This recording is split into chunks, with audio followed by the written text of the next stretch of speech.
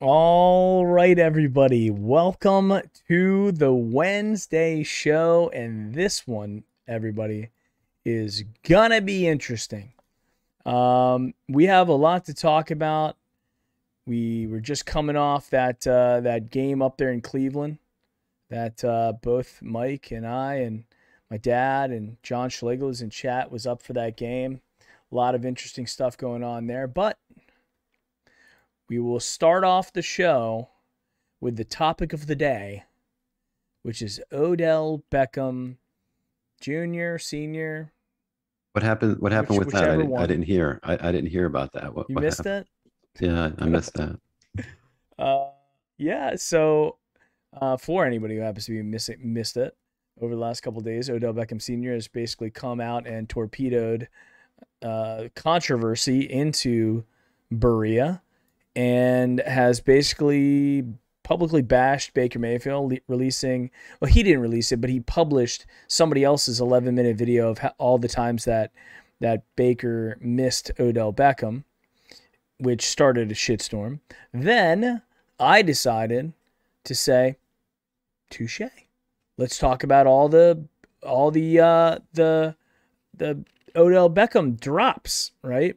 Now, to be fair, I didn't even include all the drops. I just included a couple. A little white speck there on my hat that I'm really pissed about. So we have a bunch of drops that Odell had. And that video did pretty well. It's currently pinned to my Twitter profile.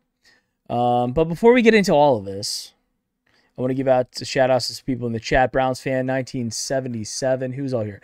Mids Plug, Mr. Beesif, Ryan Burlow. My dad is in the house. Evan Chase, Ed Ritter. John Schlegel is here.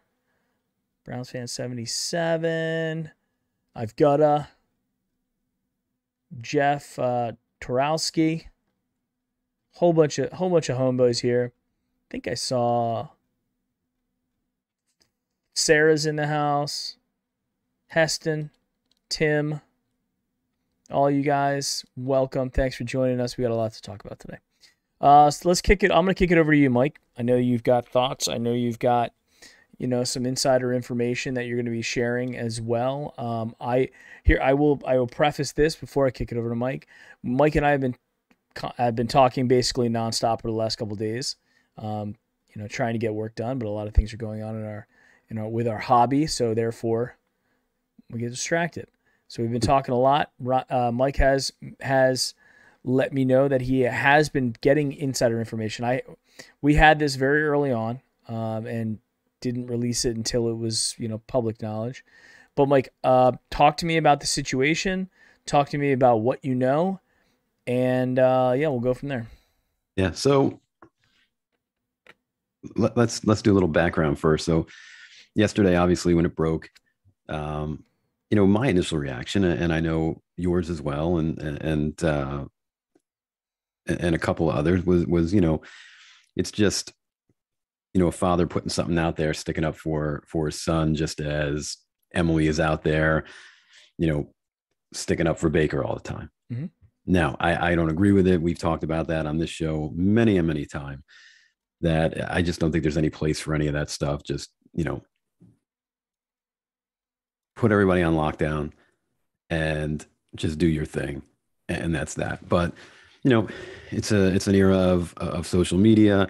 And unfortunately, it is what it is. But so with that being said, as the day wore on, it then became evident, right, that it was a premeditated process, if you will, in order to strike up controversy and for OBJ to get out of Cleveland. Once LeBron chimed in, we knew, what was going on. So you're saying that this is an orchestrated plan for absolutely. Odell. Odell was frustrated with his lack of touches or lack of whatever. And this is all, as Callie Rondon just said, it's all premeditated. Absolutely. Okay. Absolutely. So, and shame on us and I was talking to somebody about this earlier. You know, the writing's on the wall. I'm sure that you have friends that have been telling you this. I've got friends and neighbors, and my brother's a Giant fan, and he's been telling me for over a year, 2 years, however long he's been here, you're wasting your time because it's inevitable. He did it to Eli, and as soon as his numbers weren't working, you know, it's the quarterback's fault, and I got to get out of here. And we know I mean, Eli's a Hall of Fame quarterback, so you know he wasn't the problem. You know, a little bit different here. You know, Baker's still trying to find his way, but regardless, you know, it was about, you know, he's losing dollars, right? In his mind, the next contract. So he's not putting up numbers, and you know he doesn't want to fault himself. And you put the video out. I mean, he's dropped passes left and right, so we know that. And you know, this was his weaselly attempt to get out. And you know, back to the source. You know, speaking to the people that I know that are in the know. Mm-hmm. You know, this is over now.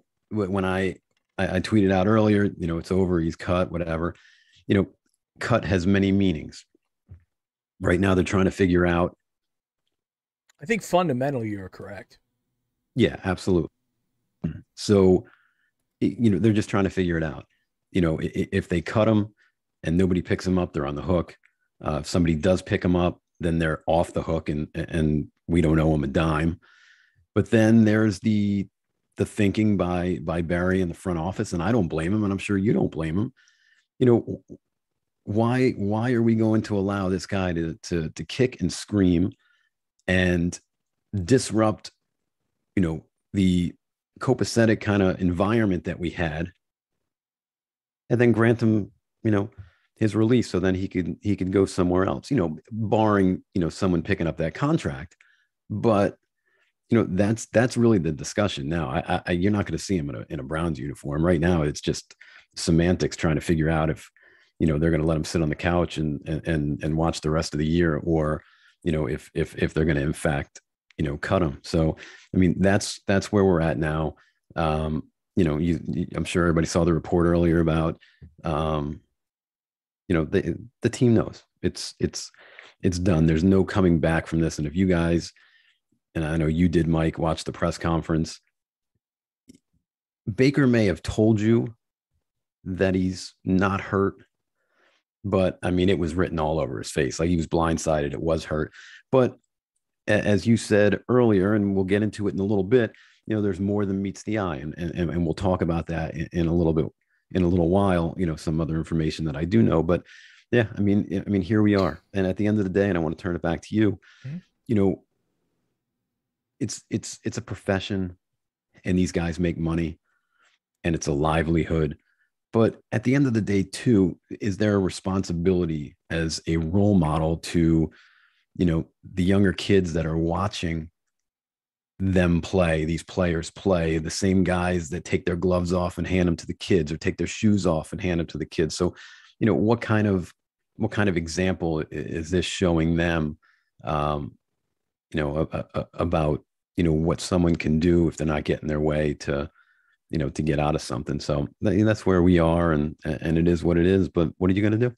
Yeah, I mean, I have a lot of thoughts here. I mean, Oh, I know. I think you're right on the a little bit. I think Odell himself, I don't think he's a bad guy. I don't think he's a bad person. I think he's probably a really good person. I think he's got a great heart. I saw him at the game, you know, in warm-ups, and then he, you know, when he was the only player during warm-ups, when he came off the field, he took his gloves off and gave them to a little kid, a fan, you know, as he was walking off. I mean, Odell, like, he understands what his celebrity means, you know, to people. I think I think what really has struck me over the last couple of days, and I've been saying this for a long time. I've been saying this for a really long time. I've had people publicly disagree with me. I think Odell Beckham has not been happy here from day one. I know that Jarvis is here. I think that's like a little bit of the saving grace for him. But it was almost like a situation like when Randy Moss got traded back to Minnesota and he was there for like a week, and then he was like, I don't want to be here. I have no interest in being here. Right? I want to go play for a contender. I want to go get my ring. And it was just bad news from that second he got there. And I think that without Jarvis being here and without the idea of him being and playing on the same team professionally with his best friend was something that I think it was interesting enough to him. But the problem is with Odell Beckham is he's a child. He's a 20, 28, 29, whatever. He's a child. He's a very wealthy and very famous child. And his best years are clearly behind him. He doesn't realize that. I mean, he's had surgeries. He's had, production has gone down. He's had a lot of stuff. And I'm not saying it's all on him. But the bottom line is, if you play football, you're not going to get the ball every single time you're open. Right? You're just not, because there's situations where people don't understand. When you're looking at tape, when you're looking at this or that, I've played the position before, right? I didn't play at a very high level, but in high school I played the position. And I'm going to tell you that you're looking for your playmakers and you want to try to get the ball in their hand, but you can't always see. They don't have the same view that we have, right? They don't have the view from, the skybox where you can look and scan the whole field and then make a decision. It's not like Madden. These guys have a helmet on. They have loud noises come, and they have grown giant men flying to try to kill them, right? So putting all of that aside, I think Baker did as good as he could. I think there were probably some limitations with the scheme, which I know you've talked about as well, and that you're at least believing in something that could possibly go down that path. I think Odell has been interesting for the Browns. He added a lot of excitement, but he is a head case on a whole different level. And he's a celebrity, and he wants to be a celebrity. I saw like on TikTok where they're asking if you can name like 3 NFL players, we'll give you $100, that kind of thing. They just go up to like random like high school girls on the street and ask them that, and they'd say like Tom Brady, and then they'd say Odell Beckham. So it is fair to say right now, it's fair to say that Odell Beckham is the second most popular household name player in the NFL. Would you agree with that? I would. And then at the same time, you could say he'd be number 2 on the recognition list, and then he would probably be number 25 as far as where he is on the receiver chart, and that might be kind. I mean, right now he has won nothing in his career. No, and if you look, he made a catch on Monday Night Football like 8 years ago. Yep. That launched in the New York market, that launched him to the stratosphere of celebrity. And ever since then, it has been somewhat of a shit show. He's made really bad decisions in his career, and this is just another one. This is one of those things, and my dad talks about this a lot. This is one of the lessons that if my dad's still on, he'll appreciate this. My dad always says life is all about decisions. You have to get good at making good decisions. Yeah. And then you have to live with those decisions you make. I mean, we'll talk about this a little bit later as well with the Henry Ruggs situation. Absolutely. But you have to live with the decisions that you make, good, bad, and different. And people that are bad decision makers often make bad decisions consistently about their career, about who they pick as partners, about decisions that they make socially, decisions they make financially, all of these things. And Odell Beckham is a guy who I think is not seeing the forest through the trees. He's going, I got to get out of here because I'm becoming more and more irrelevant as a celebrity because I'm not getting the numbers, I'm not getting the touchdowns, I'm not getting the looks. And he decided to throw a temper tantrum, or his dad did. We can talk about that too. In order to get out of it, he resorted to the weapon that he has in his arsenal, which is to act like a child and then get tossed out, and then he gets to figure out what he wants. Now, let me ask you this. Yeah. Do you believe that, let's say hypothetically, Odell Beckham Sr. acted on his own? Do you believe that Odell could have stopped it, or could have made a public statement, or could have done something to change that? I'll put it this way. What are the odds that Odell Beckham Sr. dropped a line to LeBron and was like, hey, do me a favor and let's ride with this thing. And if you could, send out a hashtag free my son, we'll get this ball rolling. I just don't see it that way. I think that there's many different points in time that, no pun intended, point to the evidence, if you will, that it was all coerced. So you figure if Odell has nothing to do with it, right? Do you think that Stefanski hasn't spoken to Odell in 24 hours? I don't think that's the case. I think if this was something where dad went rogue, OBJ's on the phone with Kevin and saying, hey, coach, look, I know what's going on. I feel terrible about it. I need to talk to Baker. My dad just, he's a father and he wants to, see the best for me. And he feels like, I'm not getting a fair shake, and I get it. I'm a team guy. I'm sorry. Let's work through this. Yeah. That never happened. Then you go to the presser today with we'll even take it a step back before Baker's presser. Then we continue in Stefanski's press conference, and Stefanski's getting, and I got to tell you, coach is obviously he's a smart guy. He's an Ivy League guy, but the way he navigated the waters of that press conference, cool, calm, and collected. But anyway, to move on, you once you heard out of coach's mouth, hey, I'm not going to comment on that. We told him to stay home. That's between now Andrew and Odell's representation. Well, why is that going on?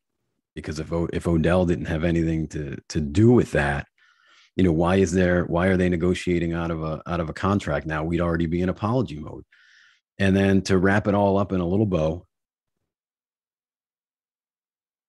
then you've got Baker's press conference where, he could tell you he's not hurt all he wants, but I personally believe that it hurt him deep down. And they even said at one point, and it led up to the final piece of evidence, but they said to him, what do you think of the report that, or the conversation of his father saying, you're deliberately not trying to get him the ball. And you could see that he couldn't even believe when actually somebody said it to him. And he basically said, look, why would I deliberately not try and get one of the best playmakers on the team the ball that I've continuously worked with down in Texas, out in Montana, wherever they went, they were working together. And then the final piece is when they said, have you talked to Odell in the past 24 hours? And just like Stefanski said, I haven't talked to him in 24 hours. Guess what? Baker's answer was the same. He hadn't talked to Odell in 24 hours. either. And I can tell you, another bit of information that I do know is that this is not that relationship between Jarvis and OBJ. Little cracks in the armor there. Not saying that they're not buds still, but let's just say it probably didn't sit right. All right. But hey, and I'll finish this and get it back to you. But there's a couple of people in the chat that I tend to agree with, in a sense that it's the whole social media thing. It's ridiculous because you can say, once it starts, right? It's like a train going down the tracks. And once that train starts going and that train starts getting momentum, it can't stop. So, you get to the point where you're like, okay, well, just because something occurs first and it's not as bad, let's say, and bad in terms of not flat out blaming somebody, right? Mm-hmm. So you could say, in a way, that all the times Emily has gone on and posted on social media, it's not my husband, look at these numbers, whatever, indirectly, right, without actually coming out and being as blatant and rude as OBJ Sr. was, by saying, this is why it's Baker. He doesn't want to throw to my son and whatever. It's still out there for you to decide, well, what is she talking about exactly, right? Well, would his numbers be better if OBJ actually caught the ball or whatever? So subtly, right, that ball has been rolling for a while, right, with her posting stuff and cryptic stuff. And then, now all of a sudden it's like a tit for a tat. And the only difference is now the tat is gotten, the train already picked up steam and it was already going down the tracks. And they just said, well, you know what? Boom. Let me put the cherry on it.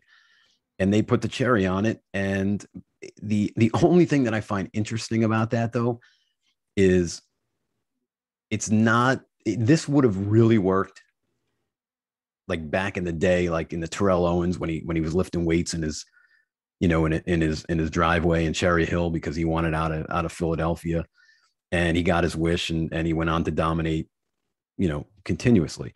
But back then, a guy like T.O., that was when he was the best wide receiver in the league. Yeah. So when you had a guy like T.O. back in the day,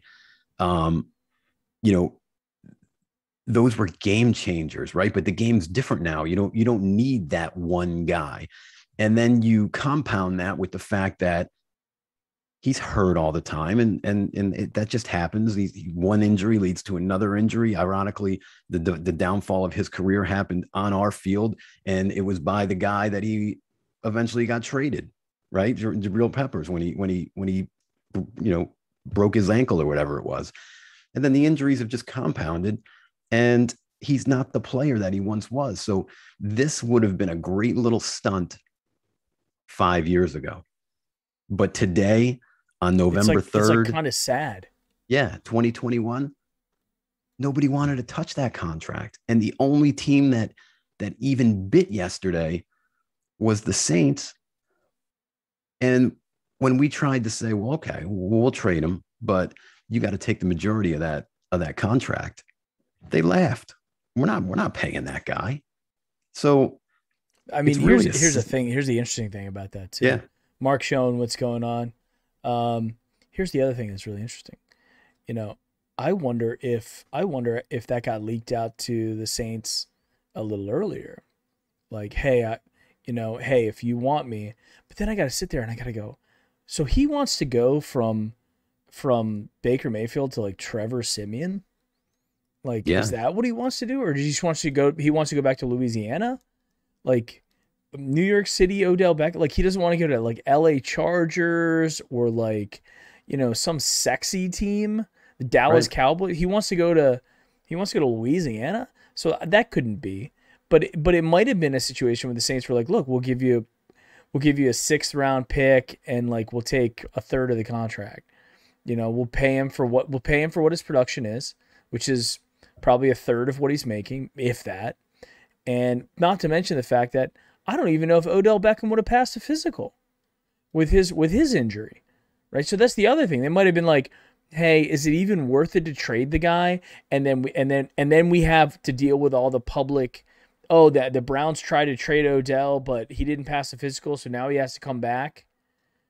Right? So I mean, there might have been that situation that was going into their minds, right? We're not playing with a full deck here with a 100% healthy OBJ. But And yeah, I mean, everything you're saying, I agree with, dude. yeah, and the interesting thing is too, you go back a few weeks, he catches that 4th and 1. We score down there, and we probably go on and we win that game. You know, we win last week, even though he's not getting the catches. Does this come out, or it's status quo? I'll be quiet still because we're winning and whatnot. But man, so as soon as he saw an opportunity, he pounced. We're a 4-4 team. We're not like we're not like we're not an 0-8 team. Right. We're not the Jets. Like we're a 4-4 team that it's not.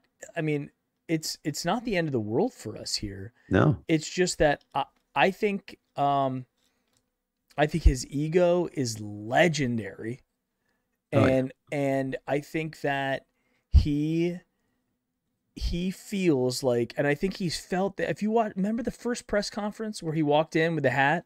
Yep. And he walked in, he was kind of like, he wasn't smiling. There wasn't a whole lot of he's playing with his best friend, and people say it was because Nipsey, died and he was upset about that and blah, blah, blah. I don't know. I don't buy it. I don't buy it. He was best friends with Nipsey. I think he's like, even if he was, then he's going to be with his best friend on the planet, Jarvis. And he couldn't even be that happy about it. Yeah. And to that point, Mike, which you bring up a great point, and it sort of goes back to what I just mentioned a little while ago. I mean, what type of friend does this to another friend's livelihood, right? Because wins and losses and production is a way to get paid, and it's a way for you to win a title. And I don't care what anybody says. Any guy that suits up in these uniforms, their ultimate goal is to get a Lombardi trophy. They want the ring. And, he essentially sabotaged his own friend, right? So that's another angle to it. And on top of that, like, you go and look at Jarvis and Baker's relationship. I mean, Jarvis came to Cleveland. He came to Cleveland to change it and to prove to the world that, hey, I'm an outcast. I'm a guy that the Dolphins didn't want, and I'm going to come here and I'm going to prove to the world that I can be that guy. And then, Tyrod Taylor deals with that for a little bit. Then Baker comes in. The very first pass Baker throws is to Jarvis Landry, right? Yeah. You knew from that second on, ooh, this is going to be an interesting relationship. And they've had a beautiful relationship on the field ever since and off. And think about this. Another point you brought up without even saying it is Juice was here before Baker. Yeah. Right. So he was brought in before he was drafted, right? He was the first piece to try and turn the whole thing around. So this is sort of like his baby, right? In a way, he was very proud. This is his legacy. This is it. You touched on it. He was very, very proud when he came here. He said, "Okay, Dolphins, you're going to send me there. You know what type of man I am. The Browns know what type of man they got, and I'm going to turn this thing around." And the turnaround, I mean, they were 11-5 last year. They won a playoff game. They were a bad reach for the end zone, helmet to helmet away from possibly going to a Super Bowl. So where it is now for OBJ to do this, because he did. I mean, he did this. I mean, nobody else did this, right? So it's got to be a blow, right? All that hard work and here we are. And you know, it's a shame.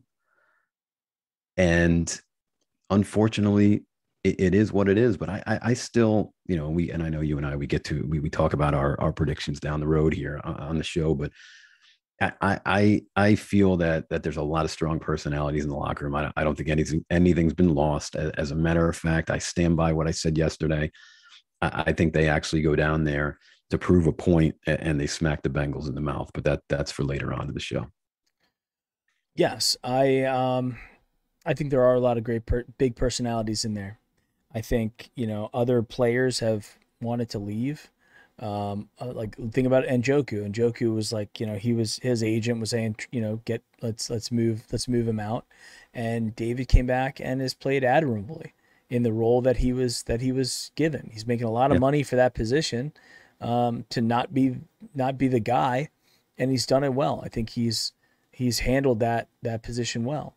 And then but to go back to Jarvis, I mean, so let's talk about yesterday. So yesterday, all this shit's going down, and then I see that Jarvis is streaming Call of Duty. I play Call of Duty myself. I dabble a little bit with with Warzone. So it was just interesting. I think you do more than dabble. I've seen your work. You're pretty darn good. But anyway, I'm exceptionally average. Let me tell you what, everybody, if he's average, then I'm just flat out embarrassing. Well, I mean, I've played with some guys who like make me look like, the average player that I know I am. But so I'm sitting there and I'm watching these guys, and Baker's playing with Higgins and two other guys that, two other friends of his that are like really good players. And, somebody even asked him, somebody said, hey, like, they were like, hey, Jarvis, you got to get you in those Progressive commercials. And he was like, oh yeah. He was like, let me call Bake. Let me call Bake and see if I can get in there. I need to get me some insurance commercials. Like I could totally do that. But he said it in a way that was like, he's talking about his friend. He's like, let me call Bake and see if I can get that happen. Almost like he was like, almost like he was unaware of like what was happening. Obviously he was aware, but it was almost like he was unaware of the drama. And then you had Higgins, who, somebody screenshotted the fact that he had liked Odell Beckham's dad's post, which then led to speculation that Higgins was turning his back on Baker, which then got people pissed off at Higgins because they're like, look, man, like Baker's the reason why you're here and stuff. Like, I don't necessarily believe that. I think Higgins is a good enough player to make NFL teams. He's a good 3 or 4, and he'd play on a lot of teams. So I don't think Baker's the reason why he's here or anything like that. But I know that they had good chemistry, right? And Baker loves Higgins. And even when Higgins wasn't playing during the Freddie era, where he was just sitting on the sidelines, when they'd hang out on the weekends and stuff like that, with Higgins was there, right? So Baker didn't throw him aside.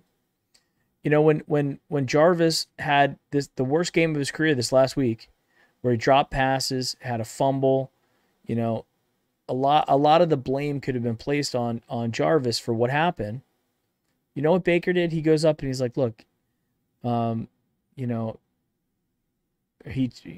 they were saying like, yeah, it looks like, Jarvis is saying that he was taking responsibility, and he's like, that's just the kind of guy he is. Like he holds himself accountable, he holds himself to a high standard, and we're gonna be okay. He's a great player. We're gonna be fine.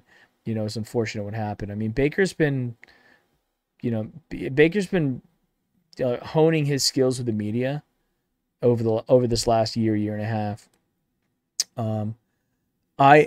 I think you're right. Like now that I think more about, I actually didn't even really focus too much on the Jarvis angle, but I think that's the press conference I want to listen to. Baker, okay, great. You get his reaction. He's like, oh, I was surprised. Was he hurt? I don't know if he was. I don't know how good a relationship he has with OBJ. I think his relationship with OBJ has been bad ever since he got here. I don't think it's been good. I think OBJ thinks that he should get the ball targeted 10 to 15 times a game. And if he's not getting that, then whoever's the one throwing the ball is the enemy. And to piggyback off that, and I can't remember who it was. I saw it today earlier.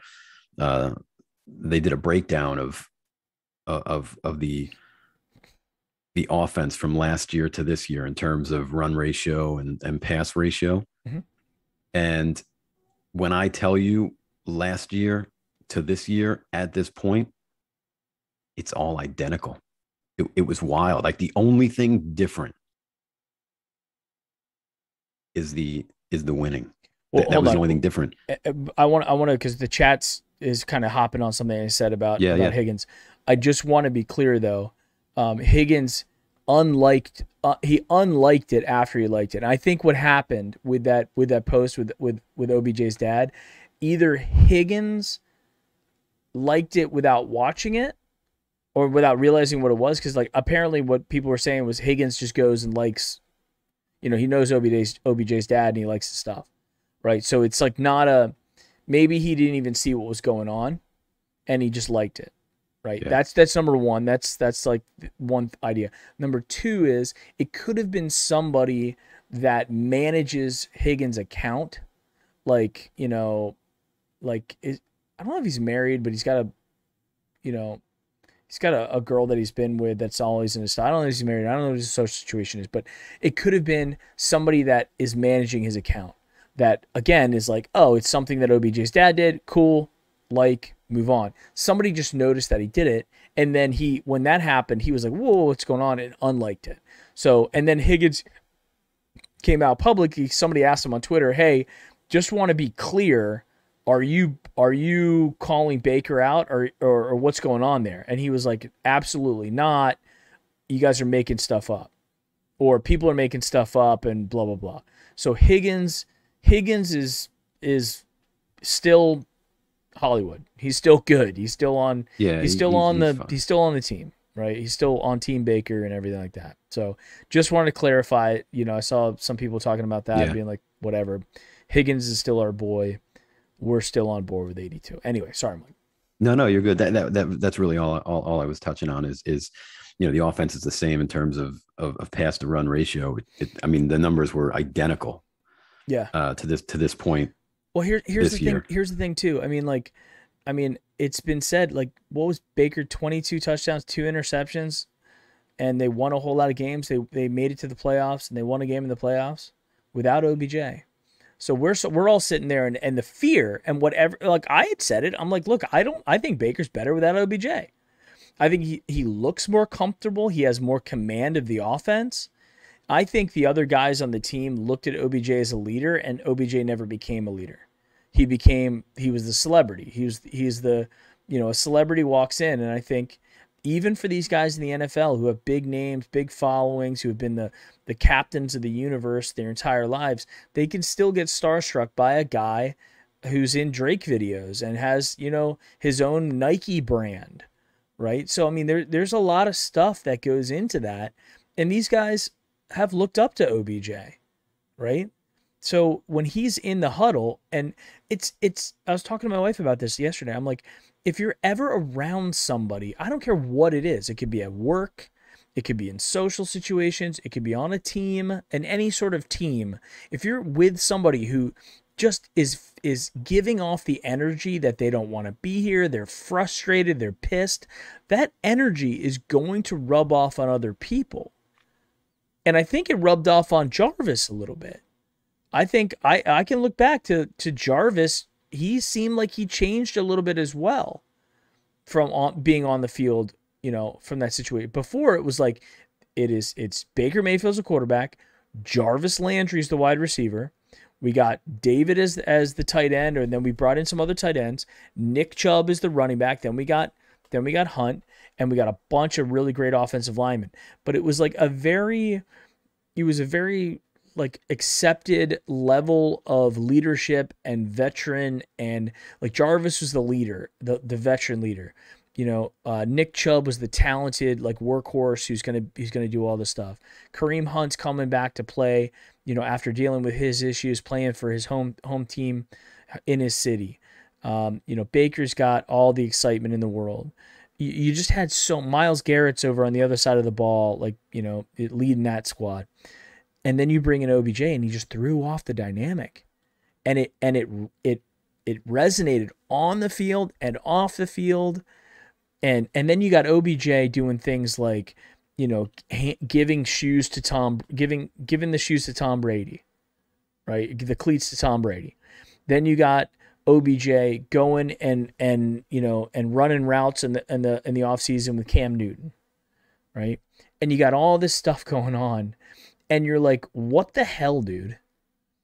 I mean, his on-field body language was always gross, unless he was doing well. And even when he was doing well, it was like, look, I'm like, it's who I am. It's what I should be, right? It's always about him. Think about, the visor situation. Remember the visor? Yep. And then the cleats, the pregame cleats and stuff like that, and the uniform stuff, and the league is like, you got to take that off. It was always about him. It was a distraction, right?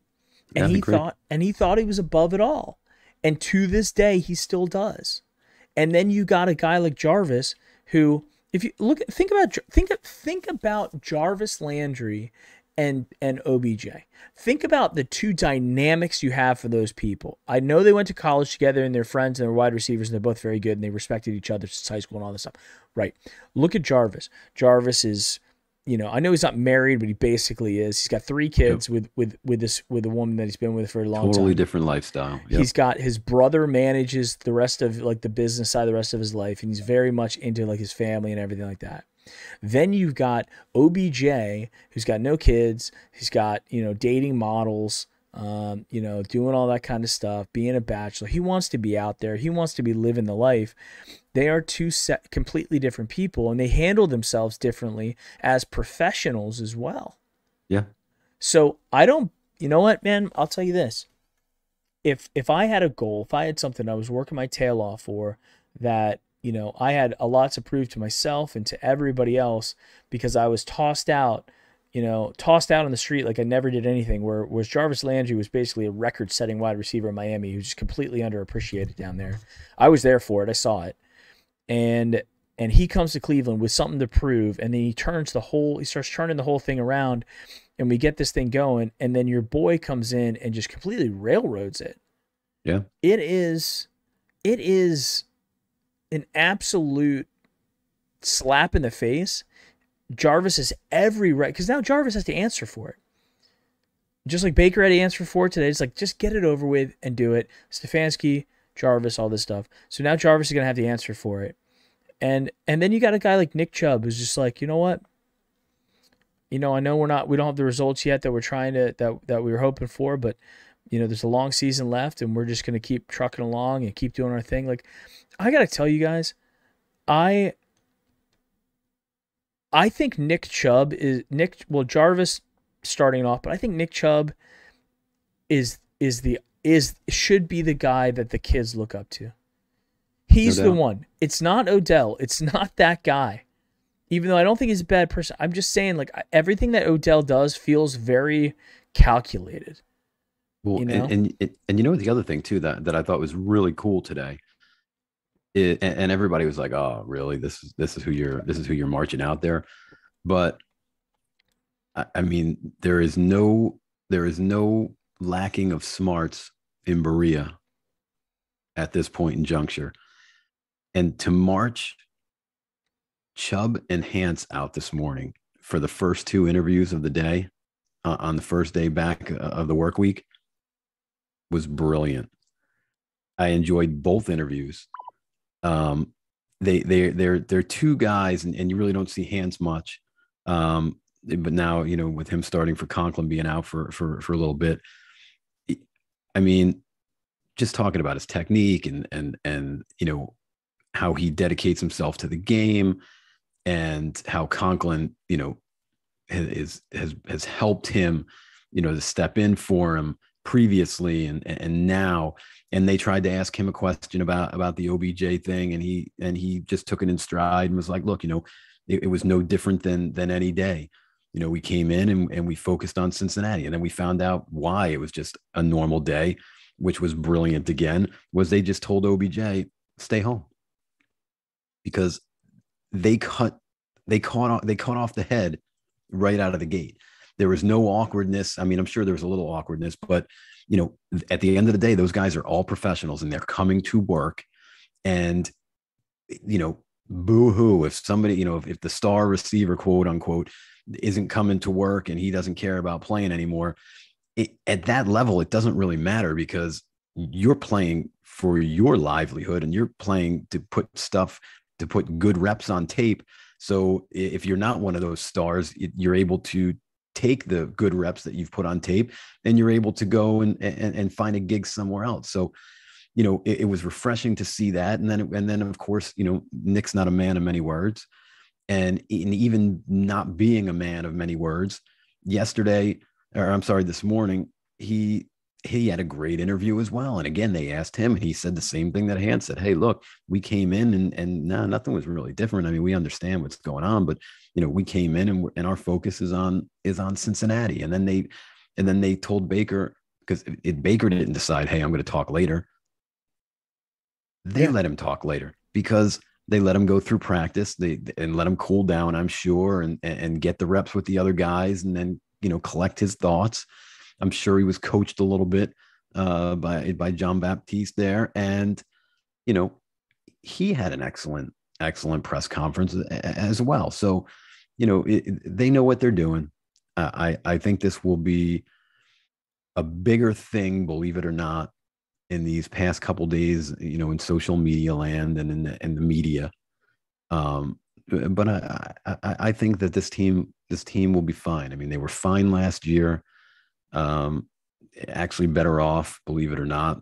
And I think that they're going to be okay. And Beast Handler in the chat says DPJ back this week. And yeah, he is. He practiced today. And, we know what he did against Cincinnati last year. And he's a young guy that's starting to come on. And, now the front office will get, 8 weeks or take the bye out of there, 7 weeks to see what they have in DPJ. And if he's going to be able to be that number one, or if they're going to have to look that way, in the draft in April. So, the sky's not falling. I don't think at all. No, I don't think so either. I think all this drama, I mean, after watching Higgins and Jarvis playing Call of Duty yesterday, I was like, these guys, I mean, they're backing Baker, because here's the situation. If they back OBJ, they basically are sabotaging their career, because OBJ can do it. But if you back OBJ, then you're riding with a guy who's actively trying to get out of town. Right. And then you're sabotaging your career with a quarterback that has had your back the whole time. And it's like and the fans, I mean, I'll tell you, like, when the fans saw that Higgins had liked that post, I mean, that was one of the most disappointing things. That scared me, actually.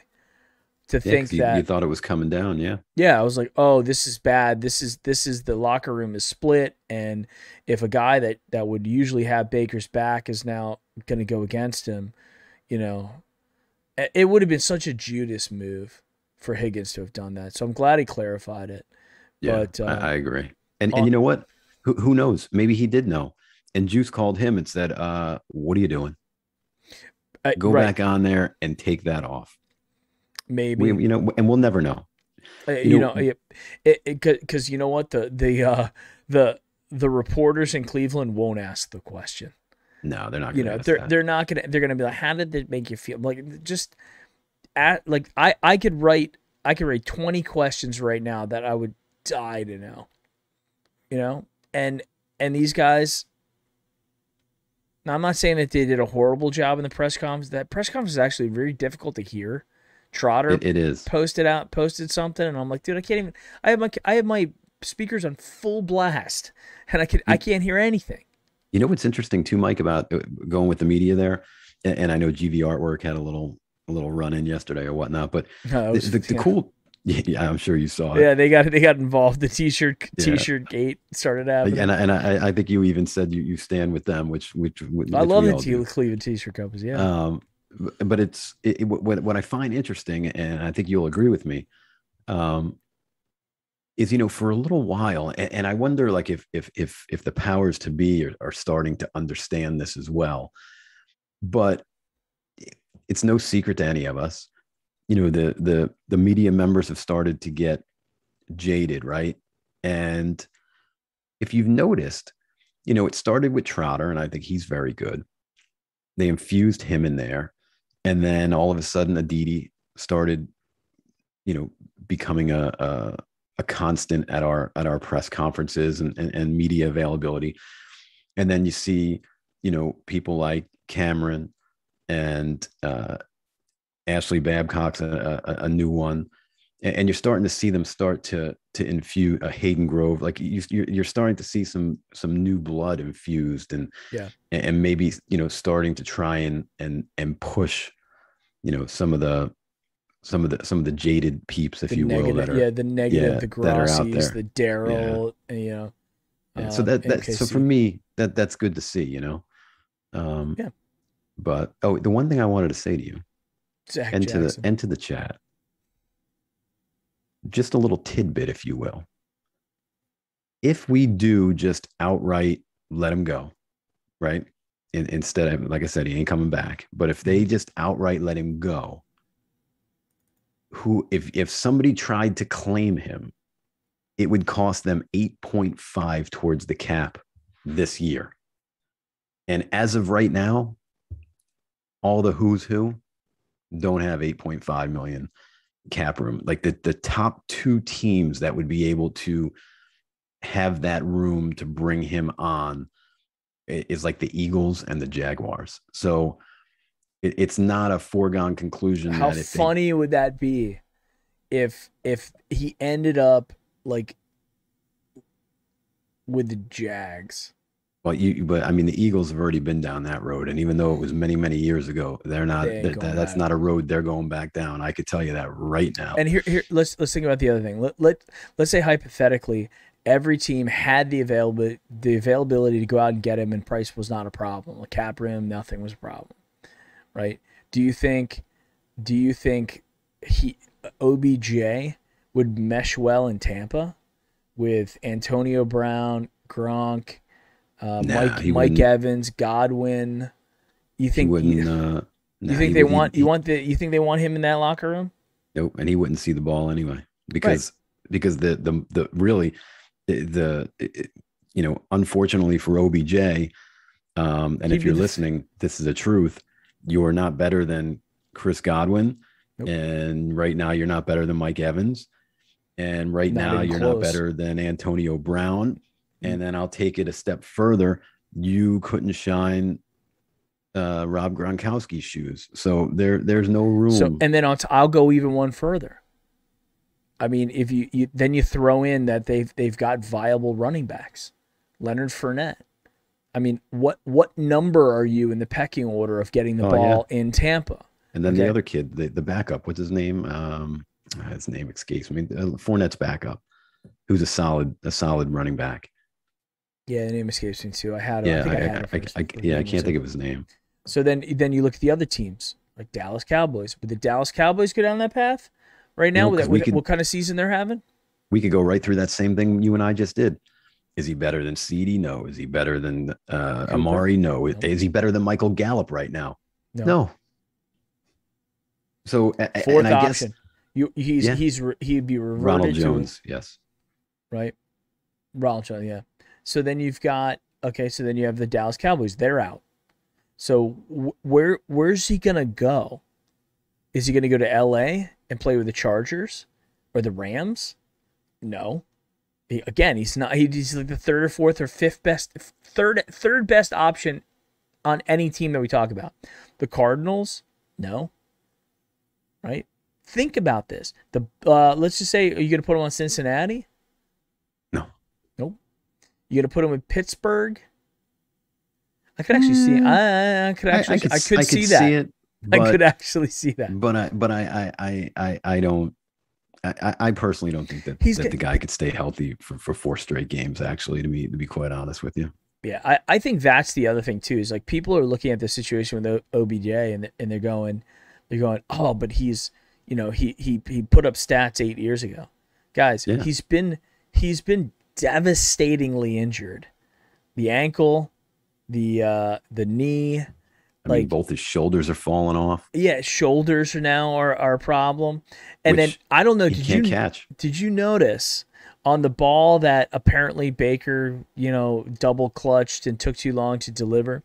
Did you notice when Odell fell on the ground after he went and instead of going up with 2 hands, he goes up with 1. It doesn't stick to his hand because you know what? He's not a superhero. He falls down, and go back and watch the replay. I challenge everybody. Go down, watch the replay.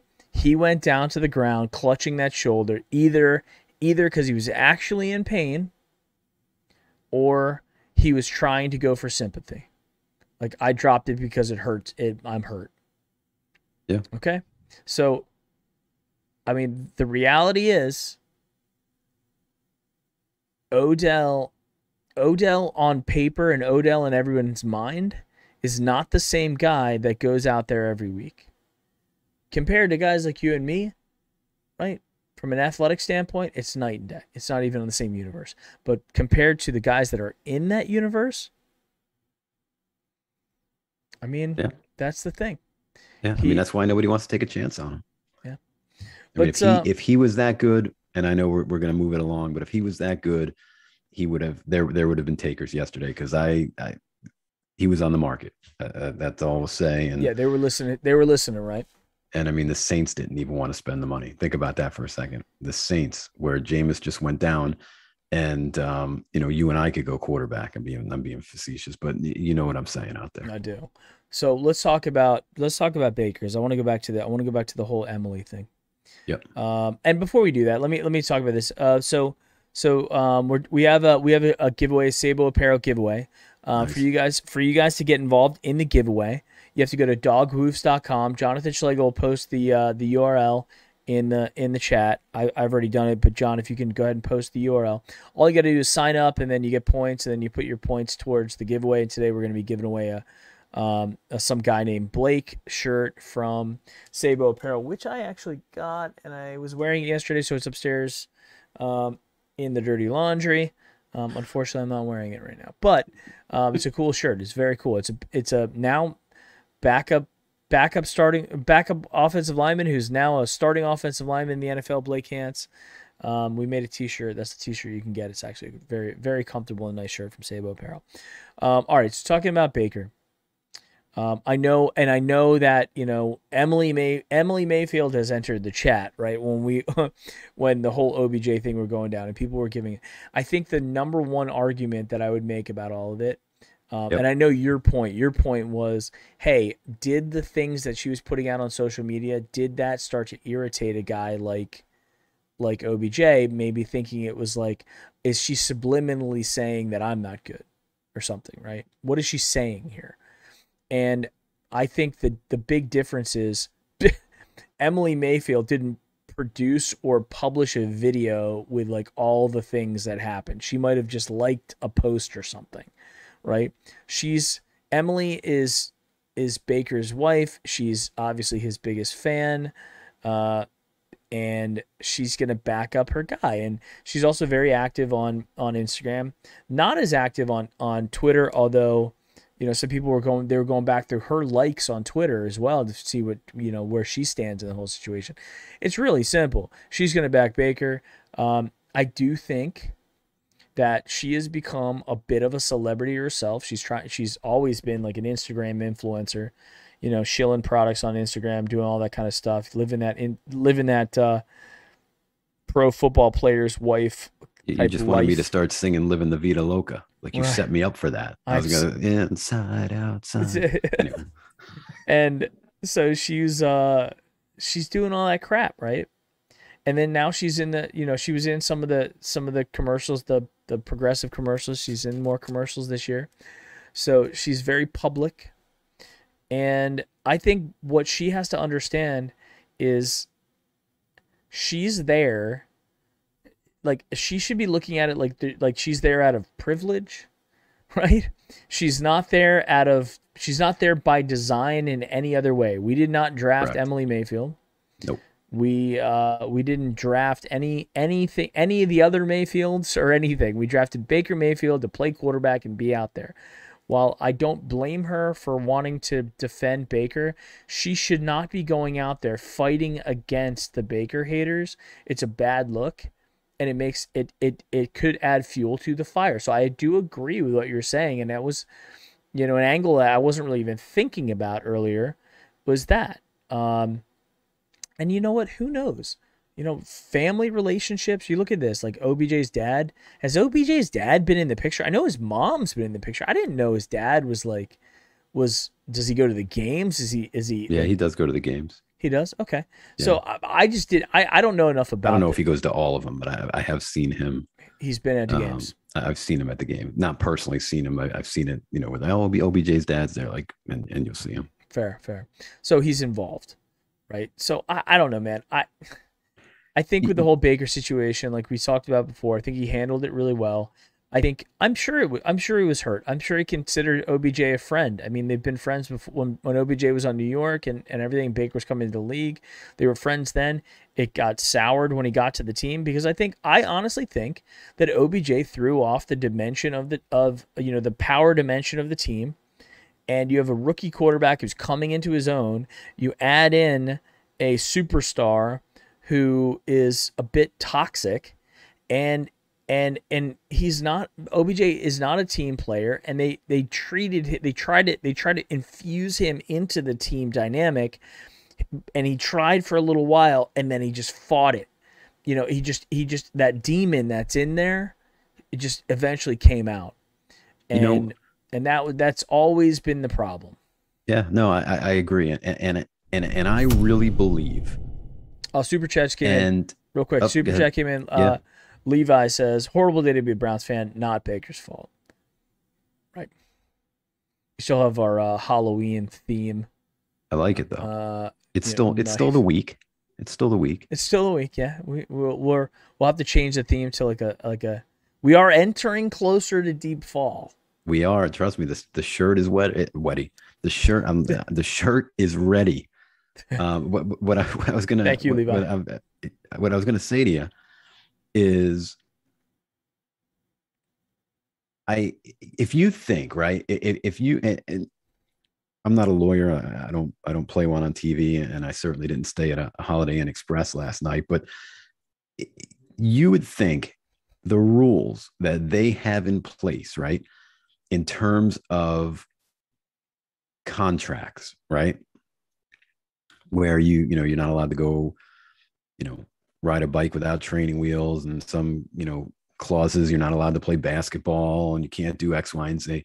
There should be a clause in all contracts that basically say, if anybody that you are close to, immediate family, cousins, if I could trace it back,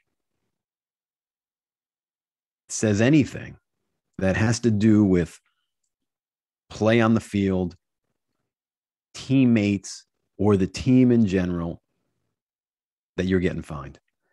And it's not a little fine. It's a top dollar fine, something that is so substantial that it would stop this from happening. Because let's face it, if this is, 15, 20 years ago, this is something that you find out later on like the ESPN 30 for 30. Yeah. Yeah. You know what I mean? Like this stuff isn't prevalent the way that it is today. Yeah. It's almost like we are seeing the emergence of players using weapons. Super chat came in.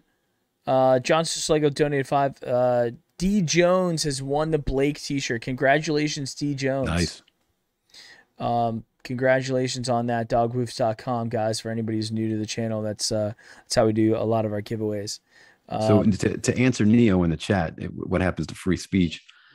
It's the same thing with, if you work for a certain company or corporation and you say something out of line and they don't like it, You Yeah, work for them. it's tough. So It's tough. it's a fine line, I but understand it fundamentally what you're happens. saying. I understand Yeah. what you're saying fundamentally. Yep. You know, and by the way, Neo, like freedom of speech goes like, for example, if you have a company that's like you say you work for a company and they go in public, freedom of speech doesn't apply when if you've got a family member who works for a company who's going public. There's no more freedom of speech when it comes to that kind of stuff. So like there are rules that go into like when you can say stuff and what you can say. But I don't know, Mike. I think it's I understand what you're saying. Something, right? Because Yeah. it's out of control. I mean, think about this for a second. Like what if OBJ didn't have a relationship with his father and his father's just saying this stuff and he's like, look, I had nothing to do with it. Then Well, I then then he then doesn't he come out and say it? Hey, Andrew, Kevin, I understand. We're not. This is not allowed to happen. Whatever, whatever, whatever. and you I know had what? nothing to do with this. You know what? Here's But something I I mean, you just could tell somebody's intentions. Oh yeah. But Well, I mean, this isn't the first time that somebody's come out from OBJ's camp and made some public negative statement about Baker. Do yeah, you remember his trainer? Like, yeah, was it last year? His yes, trainer came yep, out. absolutely. Said he couldn't throw the ball or whatever. Yeah, I just think Maybe that was the first droplet. That was the beta that could have test. been that was the drizzle before the storm. Yeah, I mean, Yeah. I just think and again, I mean, if I had the answers, I would be I'd be working for the NFL or the front office, but I'm not. But I just know that something has to happen here because it's. I mean, I think we can all agree that Mhm. it's just out of control at this point across all walks of life. So, as great as social media is equally as bad as it is, and that's just where we are today in 2021. But you know, is the way it goes, and I mean, we I think where you and I are probably in agreement is, it sucks when family members come out and publicly do things. I mean, the bottom line is what I sat there the whole time. I'm like, I don't care what OBJ's father. He's like, oh, he's just standing up for something. Like, no, we're not talking about Pop Warner football, and even then, it's like obnoxious to have done something like that, right? High school or whatever. It's obnoxious to have somebody do that. Number one. Number two, these guys are multi-million. They are multi-millionaires. yeah A lot of them who are playing a collision-based game, right? So that's what they're doing. They're out there playing. They're entertaining us, right? So and they're being paid millions to do it on top of the other stuff, right? And OBJ is a child, and you know what? Baker, for all the criticism that he got from with his temperament and his just his maturity that like guys like Colin Cowherd were calling out, he's gotten a lot better, right? And then I think Emily needs to chill. Just like Emily needs to chill, need to have a conversation with her and be like, look, dude, like I understand you're a public figure as well, but you can't come out there and you can't say or start liking stuff because people are gonna hunt it down. It's not a good look. All right, Mike, any other thoughts on this before we No, move on? well, the one thing that I'll say, and because we're on the Baker segment, and I'm sure we're getting ready to sail into the PFFs here soon, but like you and I talked about it, there's I had some discussions with some people today, and just to throw it out there, there's rumblings in Berea that Baker's is becoming a little bit of a problem as well. Now, I didn't get any details on that. That's all I was allotted as far as information goes. You could take that as you will, but having now knowing that, we'll see where we're at here with Baker and the team going forward. So somebody in the chat earlier said it's now's the time for him to put up or shut up, and I Yeah, mean, I mean, we'll see. here's the funny thing. If he comes out there and starts lighting it up, and I'm sure he wants to. I'm sure he wants to. If he goes out there and lights it up, and they can, and then it'll shut everybody up. Be like, Odell, it's not you. Like Baker's better without you. There was a lot of people that were saying it. I was saying it last year, and I wasn't saying it to be a dick to Odell. I was just being like, look, the fact is, we are winning and playing better and more consistent and more evenly distributing things when Odell's not there. It is what it is, right? You know me, I was a big proponent of Odell. I think he gives you a ton in the in the blocking game and in drawing coverage and stuff. But hey, at the same time, Mike, to your point, we were better last year, and I mean, I could see the excuse of the double coverage and et cetera if we're just lighting the world on fire. But I mean, it's been irrelevant anyway. So maybe, now, going back to normal, if you will, now maybe we'll see a different outcome and maybe the way the coverage is played will actually help get some of these other guys, get themselves open and the passing game will get some type of, melodic, methodic feel and we'll go. I like I said earlier, I have a strange suspicion that they gel and they go down and they open a can on Cincinnati. Yeah, I hope so. Let's talk about PFFs. Yeah. Where do you want to go first? Let's go offense.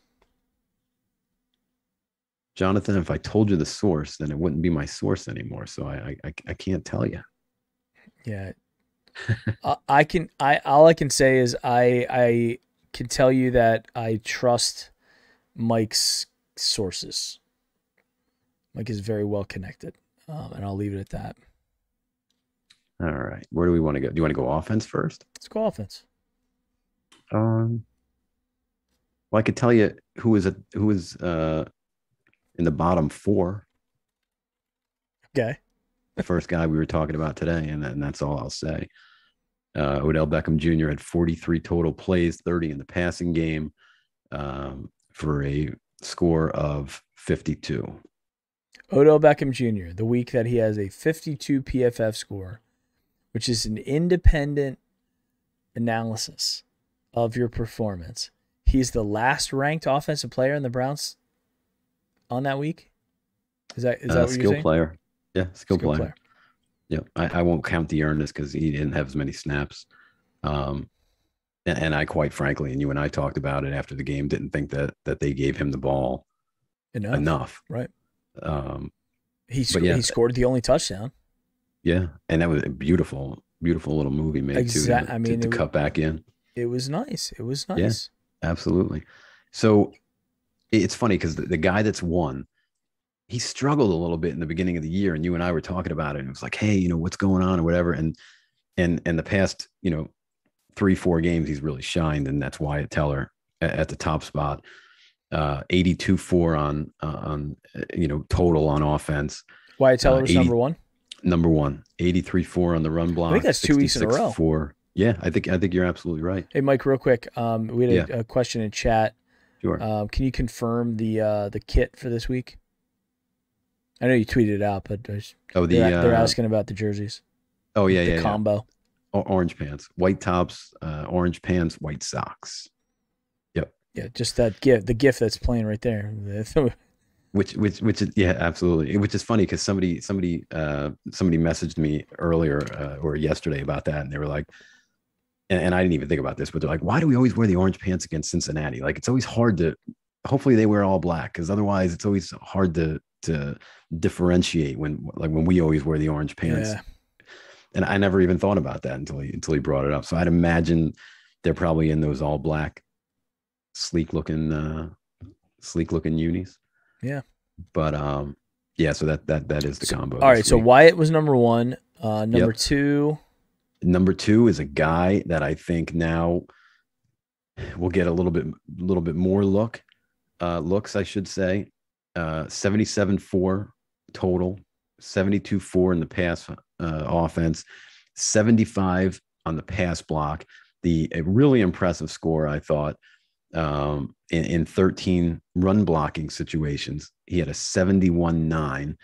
And the knock always on this guy was, he's not getting the playing time because he's not a good blocker. And he's worked extremely hard. And you look at his blocking stats, rather, week in and week out, and he's been solid, and that's the Chief. Yeah, and then I believe it. You go number 3, a guy that you and I were talking about, and I was actually talking to Ryan Crowley and his dad and Laura at the game, is Harrison Bryant. That's a guy I think we need to use more of. He really... We may now, though. Like they were saying in chat, Hooper and Njoku, Bryant, DPJ, Higgins. I mean, these guys have an opportunity to get a lot more involved now. Yeah. Right? So, and I love his game. Harrison Bryant just... He reminds me of a bigger Zach Ertz type. Catches everything and is deceptively fast, in my opinion.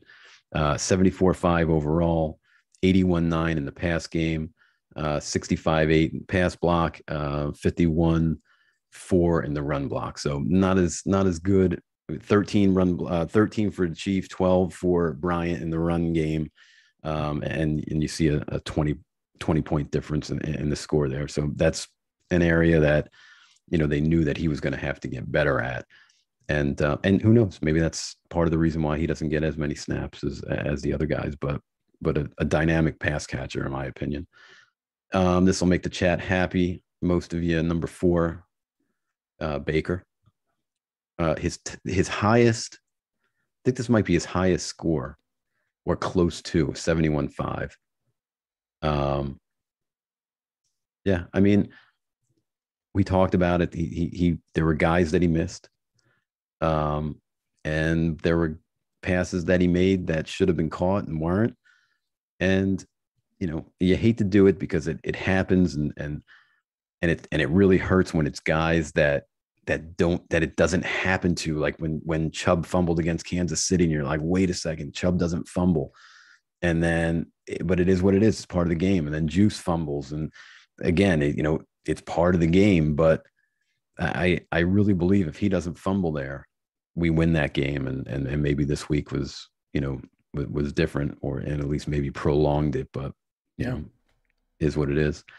Number 5 is Demetric Felton, but he only played 9 snaps, so it's sort of deceiving, score-wise, but it was a 67. So number 7, even though the score is a little lower, is still promising to me. At 6 was Bitonio with a 66-6. Bitonio is always steady Eddie, right? I mean, he's just... Yeah, and by the way, for anybody who's new to PFFs, like a 66 is not a bad score. Yeah, you're still in the green. I think the perfect score is like a 92 or 93, right? Something like that. Yep. So you really, if you're in the 60s, that's like a B, like maybe like a low B. Yeah, it's a B. I mean, it's a passing grade, and you did your job fine. When you start getting into 50s and 40s, that's when you start getting into like, the D range. But and here's the interesting thing, because I mean, their defense, especially across the line, I mean, their defense played well, really. I mean, they whooped us pretty good. And number 7 is Jed, right? So he's usually at the bottom, so it's good to see him at the top. But it's peculiar because this is one of those weeks where usually we're green until like 11, 12. And like you said, you're still in the 60s, you're still green. It's still a nice score. But you get to, you look at our offensive scores. I mean, once you hit 7, it's curtains. It's just yellow, yellow, yellow, dead red. The 2 that are interesting to me, and the snap counts aren't that off. So if you look at Conklin, right? played 21 snaps before he got hurt. And then Hans came in and Hans played 39 snaps. And as far as the PFF goes, they were one worse than the other. Um, Conklin had a 39, Hans had a 33. Pass blocking for the two of them, Conklin was a 17-1 and Hans was a 19-1. So Watt and company were really working those guys over. But as the game progressed, I thought Hans got better and they put some help over there chipping them. But those two brought up the rear, and Shredder had a 52. He had a 47 in the run block game. So Shredder had a rough one. When I was watching the film, and that's sort of why I said they whooped us. I mean, their defensive line was just beating our guys everywhere. Mm. Like there was one play that I saw that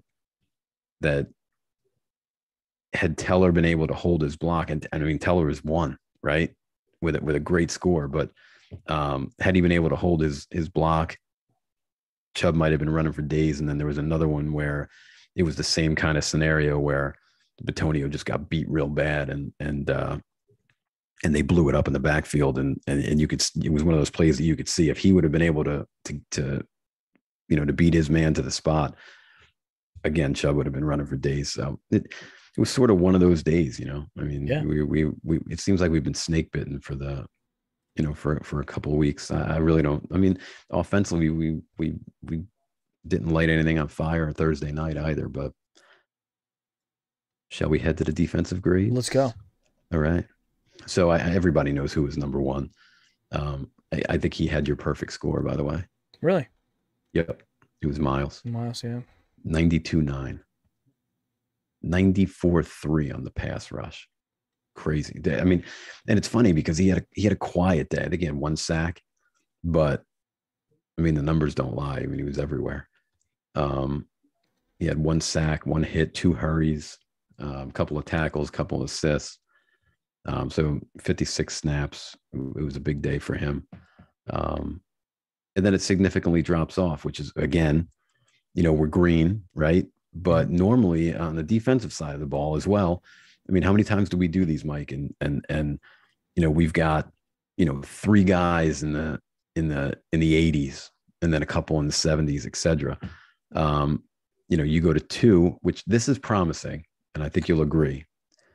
Grant Delpit played 51 snaps, and he had a 69.8.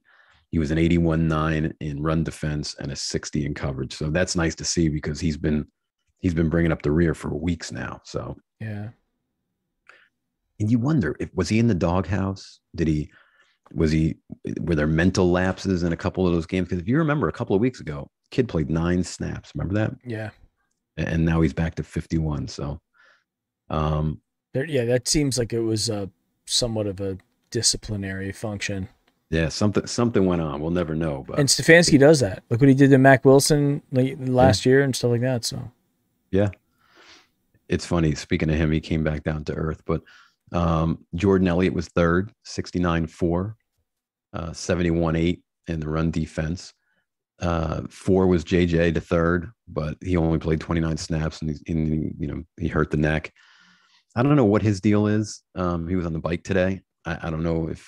I think coach said it was day to day, so we'll see if he goes. But Grant stepped in and played well there, so not too worried about that. Yeah. Number 5, another guy that's been solid the past couple of weeks. 75 snaps, 67.8 overall, 67 in the coverage. He's been covering pretty well. Anthony Walker. I was gonna say. But with that being said, you and I talked about it. This team really, really, really, really, really misses Jock. I don't think you have any of those tight ends just roaming around town wide open. How many? What week are we in now? 9. I think he's eligible next week. Oh. That'd be the first one who's going to be potentially eligible. Yeah, and I wish we knew the degree of the of the high ankle sprain, if it was more of the 4-week variety as opposed to the 6 to 7 variety. I've been stalking his Instagram to get some clues rather, and I got nothing. So I Uh, guess we'll see next week. Neo's asking about Greedy. What was Greedy score? Um, Greedy was down towards the bottom. Greedy played 74 snaps. He was a 59.3. Great tackling grade, 79.7. And I mean, he wasn't bad. He was 61.6 in coverage. Um, Greg Newsome was sixth. He had a 66.7, 65.6 in coverage.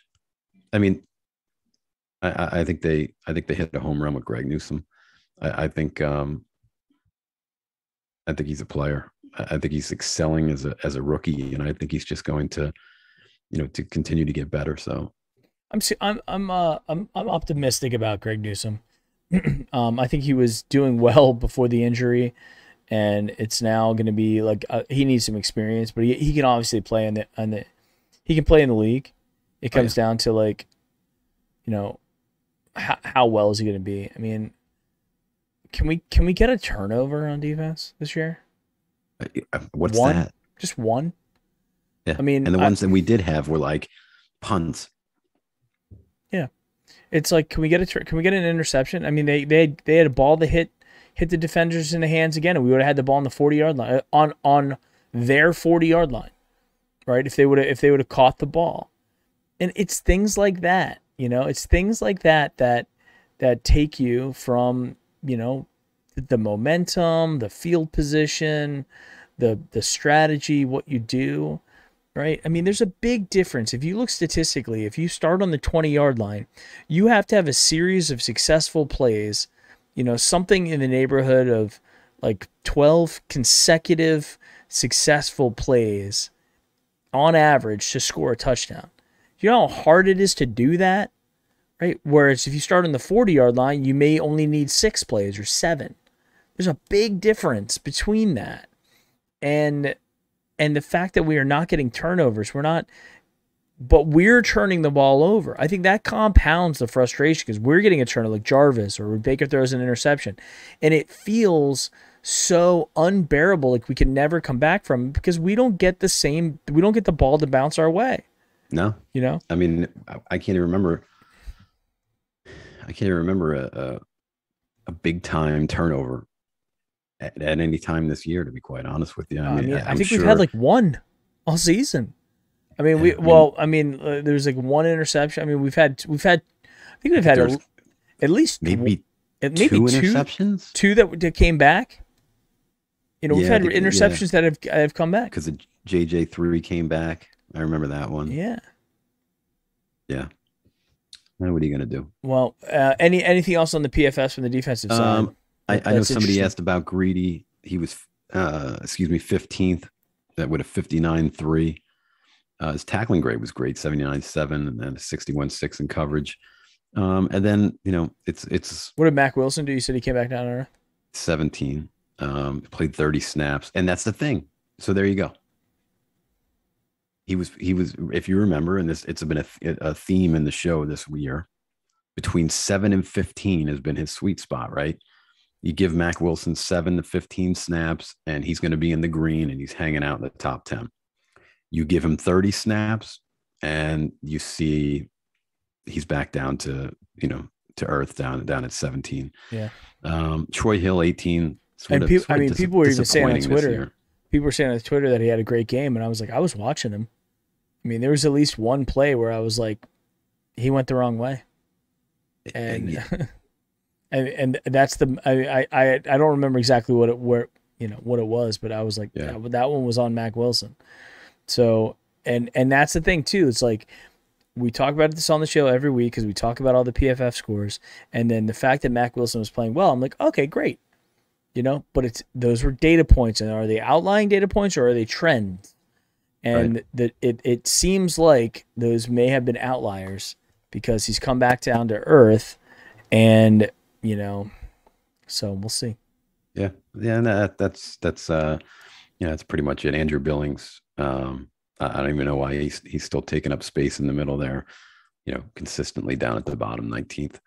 But just like not a factor at all. Nah. I mean, it sucks that we don't have Major 9 still here because maybe he could have done better than that.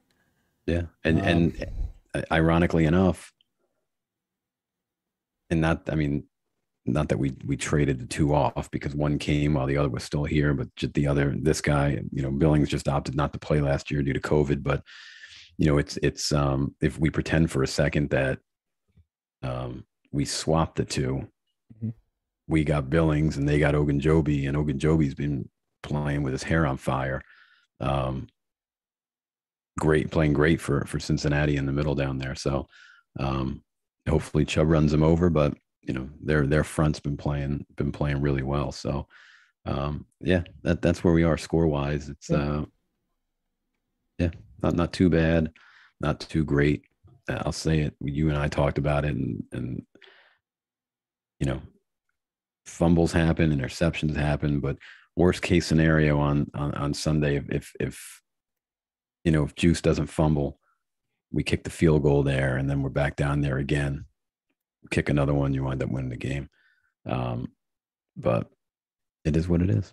It is what it is.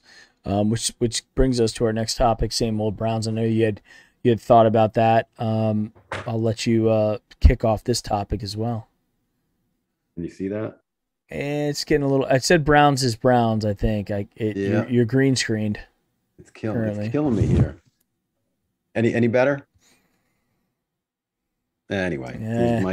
it was my sweatshirt. I got a Barstool Sports. The Browns is the Browns, and Okay.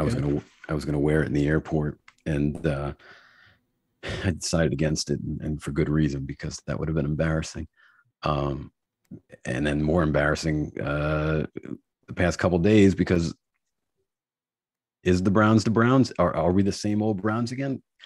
I hope not. I don't think so. I think, like I said, I think we bounce back on Sunday. But if we don't, and we get it handed to us, man, there's going to be a lot of talk about same old Browns. Well, I'll tell you this: if the Jets would have just done what everybody in the world expected them to do, the Bengals would have against the Jets, then I would have been like, "Ooh, this is gonna be a tough one." Yeah, But after losing to the Jets, it tells me that the Bengals are beatable, right? The Bengals are probably more like the Bengals is the Bengals until they're I not, like right? that. Yeah, I like that. So I think that I think that I think that we have a fair shot against them, and I think that the team's gonna be motivated, and the team's gonna be playing up. I think we're gonna have some players back. I think we're gonna start. It's gonna get interesting. And here's the other thing too that I thought about this from the Brown standpoint. We got JOK who's out, who was a difference maker when he was in there. Kareem Hunt is out, difference maker as well. I mean, that's a threat, just wearing down the defenses, right? We've got Denzel who's been out. Um, you know, we've got Conklin's now gone. I don't think Conklin's coming back. I think he's done. Yeah, a couple weeks, 3 weeks, I think they said. That's it for a dislocated elbow. Yeah, Holy they didn't. shizzle. Yeah, because he's they didn't designate him for IR. Okay, well, think about this though. I mean, come mid-December, like let's say like 5 weeks from now, we Yep, could have the full roster back. we certainly could. Yeah, So if we can chip away and get a couple of these wins, where we got to put ourselves in a position to be in contention by the time everybody comes back, and then we get hot at the end of the year like we did last year. No, and you know what?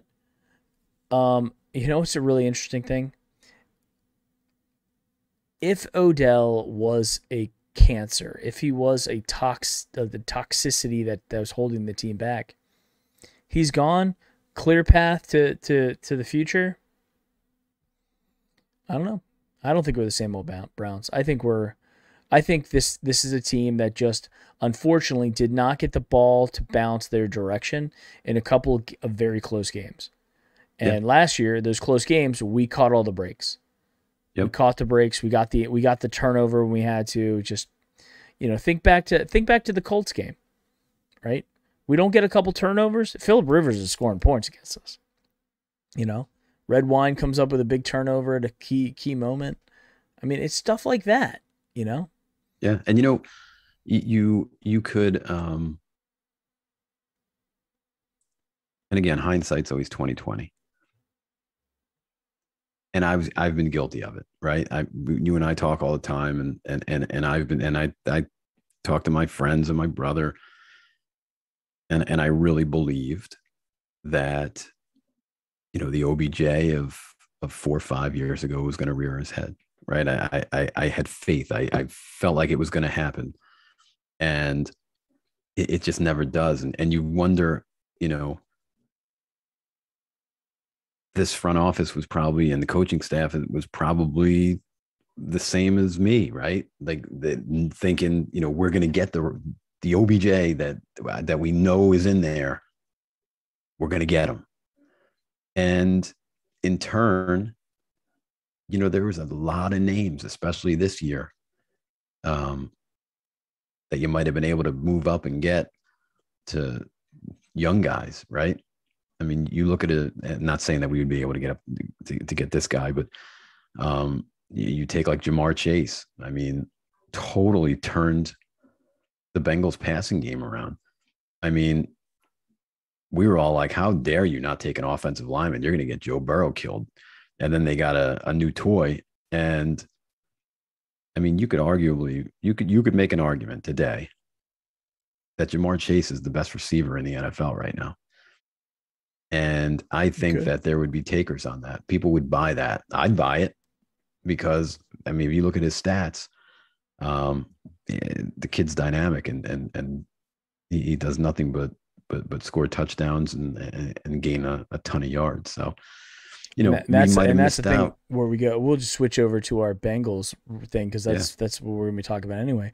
If can Denzel lock him down? Yeah, that'll be interesting. Or is he going to come up lame? I mean, let me ask you this, Mike. Do you think do they put Ward on him, or you think they got Newsome on him? It depends on the health, and also it's Joe Woods. He doesn't play the matchup at all.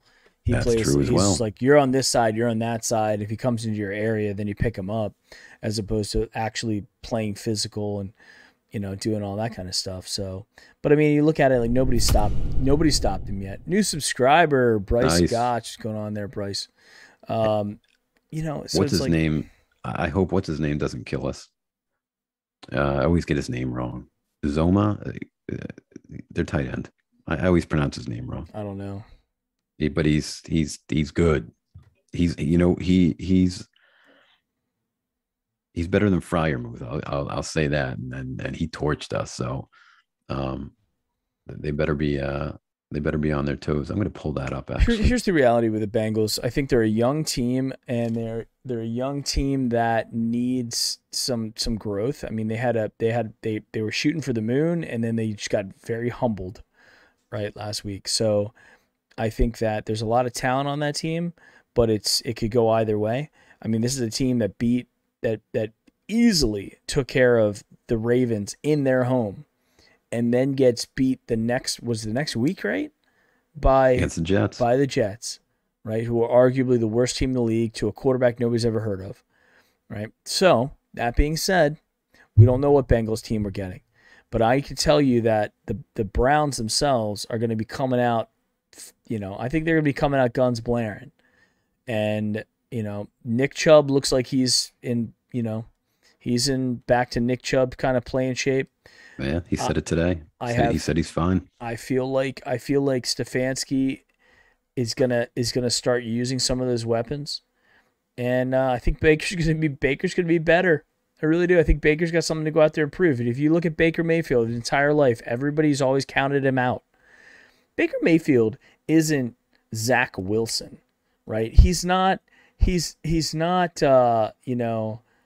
He's not one of these quarters. He's not Trevor Siemian, right? He's not Mike White. He is a guy that.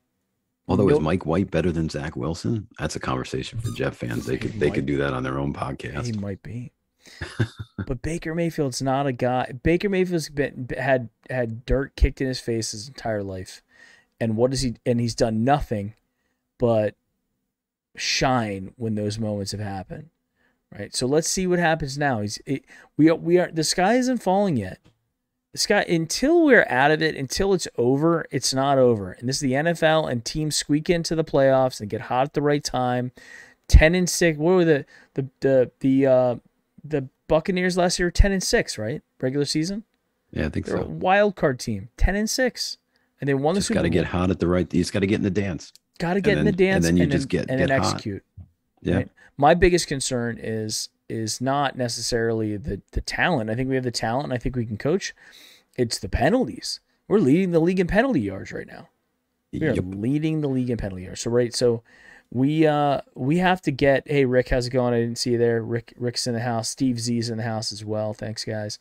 No squabble tonight. Sarah, where's Squabble Lane? And we missed him. Yeah. Sarah usually keeps track of him. Yeah, I just thought, wait a second. Wait, there's no squabble. No Squabble Lane. We did see Fly Guy. Fly Guy was in here. I don't know if he... Oh, yeah. No, he came in like a fly and he landed on a couple of our sandwiches and then he flew back out. Yeah, like the little fly that he is.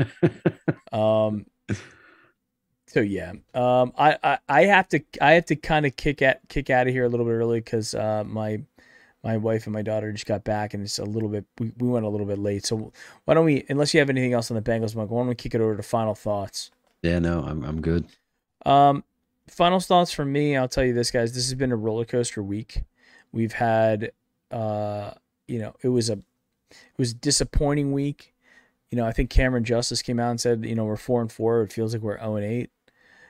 Because when it's all about expectations, it's like if you stay in it, if you're going to stay in a Super 8, you don't expect the 4 seasons, right? You expect you're gonna have about a 2-star experience, right?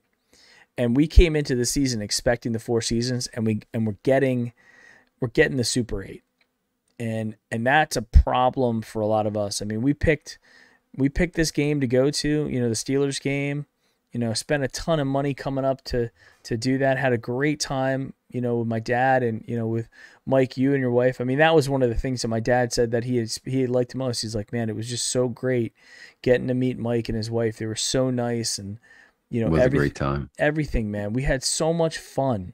Yeah. And we would have capped it up. It's almost like if the Browns would have won, we probably would have been, we probably would have stayed up and probably had a lot more fun that night. It wouldn't have been as bad, right?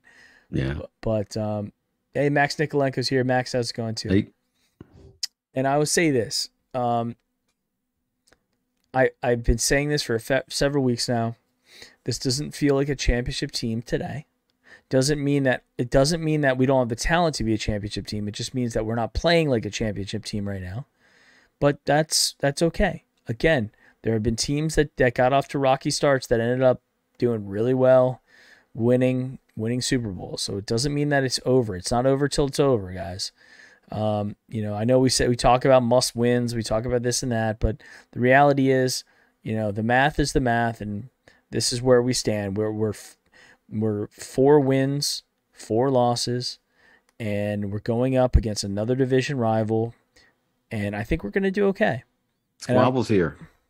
Squabble is in the house. There we go. Jason Kimball. Didn't mean to interrupt you, but it was such a monumental. Mike R is in the house too. Mike R finally showed up. Who is that? Finally showed up. I want to ask chat. I should do a poll in chat. Chat, would you like there to be a Wednesday show where my wife and Mike's wife actually host the show and we don't participate? We participate not at all other than in chat.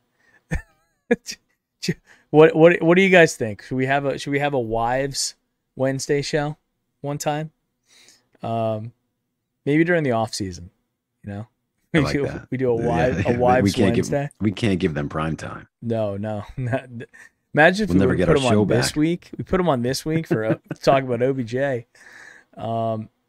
So yeah, guys. Hey, I appreciate it. This is one of the bigger shows, if not the biggest show in terms of concurrent viewers that we've had for the Wednesday show. We love you all, and especially everybody coming back. This is a fun thing that Mike and I look forward to every week. And the channel is growing. We have a subscriber goal. We got a member goal, all that kind of stuff. So if you guys are riding with us, we're riding with you. Appreciate it. And follow Mike on Twitter as well, Bonzo1273. Follow me if you're not following me too, because all we basically pretty much, Mike, I would say we exclusively talk about the Browns. Yeah, it's right here. I think so. I feel like you and I are deeply woven into Browns Twitter. Yeah, I'd say so. And I think that although I've said, and we've both said controversial things. Yeah, We've both said things that have pissed people off. But I think that Browns Twitter is a fun place, and that's where you and I have a lot of fun on there as well. Not as much publicly, more in direct message conversations. We switch back and forth. We'll be having a conversation over DM, and then we'll switch to text, and we'll finish the conversation in DM. But I just want to say thank you guys, and I think that the sky isn't falling yet. Until we have to run Case Keenum, and Chubb is out, and Jarvis is out, and Miles is out. Until all those guys are gone, we have a chance in every single week. And although I was really disappointed last week that we couldn't have got the win, for me and my dad being there. It was still a hell of a weekend. We had a lot of fun. I asked my dad, I go, would you do it again? Would you come back? And he goes, yeah, absolutely. So I think I could probably convince him to come back later this season. I think so. I could probably convince him to come back later this season if we actually had a game that was worth going to. Yeah. So anyway, Mike, I'll kick it over to you. Final thoughts, and we'll get out of here. No, same. Mike and I talk about it all the time. We love this show. It's really starting to bear fruit, if you will. And you guys that are always in here week after week, we love you guys. There's no better way to spend a Wednesday night. And I think, I'm with you. I don't think the sky's falling. I think we go into Cincinnati and I think we win that game handedly, and it's a statement. And I feel great. Again, thanks to everybody. Squabble, I'm glad you showed up. The Rock Hall was insane. The only thing that could have made it better would have been a Browns win on Sunday. But I will say, I'll leave. This will be my last final thought, and you guys will get a kick out of this. Me and my wife were walking home from the Rock Hall, and we were smiling and couldn't stop talking about it. And I looked over at her and I said, that's like one of the most magical nights of my life. And she's like, it really was one of the most magical nights of my life too. But was it more magical than our wedding? And I was like, oh, I don't know. It was a magical night. She's like, are you kidding me? I'm like, no, I'm just kidding. I'm like, it was obviously not, but it was still a very magical night and a magical weekend. We enjoyed the time with you and your dad, and we had a great time. And, what better weekend to be sipping Christmas ale with the Keeleys and the Great Lakes Brewing Company. So thanks again to everybody for listening, and go Browns. We'll see you on Sunday. Yeah, and I want to give a shout out to Mark Schoen. Mark's here as well. How's it going, buddy? Yeah, I agree. I think it was an awesome weekend, and and also to all those guys like Ryan Crowley, those guys that we met in the Top Dog tailgate. Those guys were great, so friendly, and so just really welcoming into that area. It was great. It was a really great experience, and I hope that we have many more of them as as the years go by, and we kind of continue to do that stuff. So all right, guys, we will see you Sunday. It's a 1:00 game, right? 1:00. Yeah, should be 1:00.